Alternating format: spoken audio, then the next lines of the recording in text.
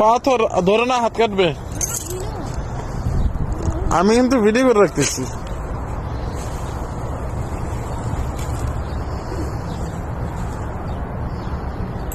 জলদি আসো, বালু লাগবে, আসো।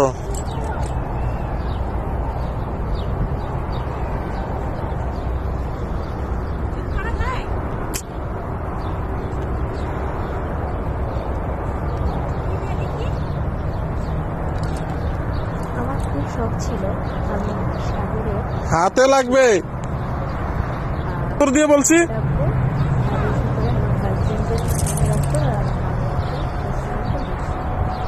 তো আজকে আমার স্বপ্নটা পূরণ হলো। খুব ইচ্ছা ছিল কক্সবাজারে যাবো, তো যাই হোক সৌদিতে এসে ইচ্ছাটা পূরণ হলো।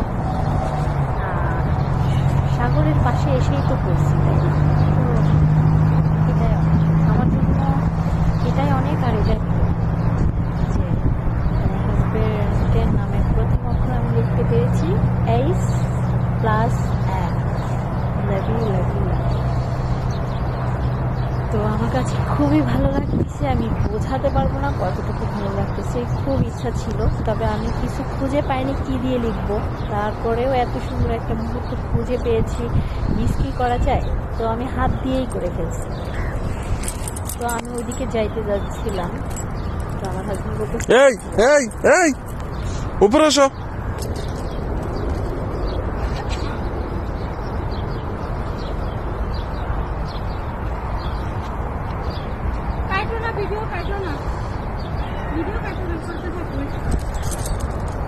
আমার হাজবেন্ড বলতেছিল এগুলা পাথর, তো আমি ওকে দেখানোর জন্য নিয়ে যাচ্ছি। এগুলা পাথর না, ঝিনুক।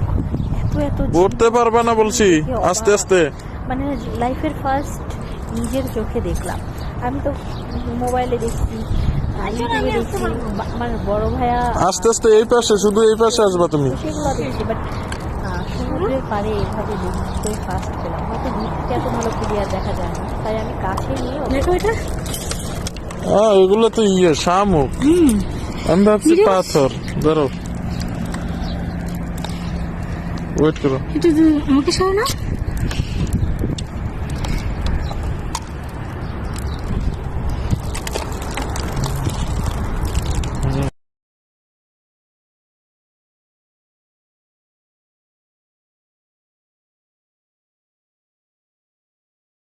হয়েছে।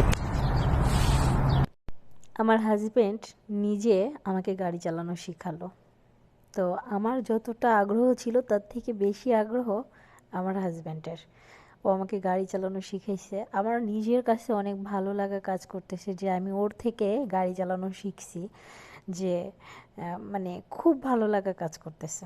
তো আমার হাজব্যান্ড আমাকে খুব মনোযোগ সহকারে গাড়ি চালানো শিখাইছে।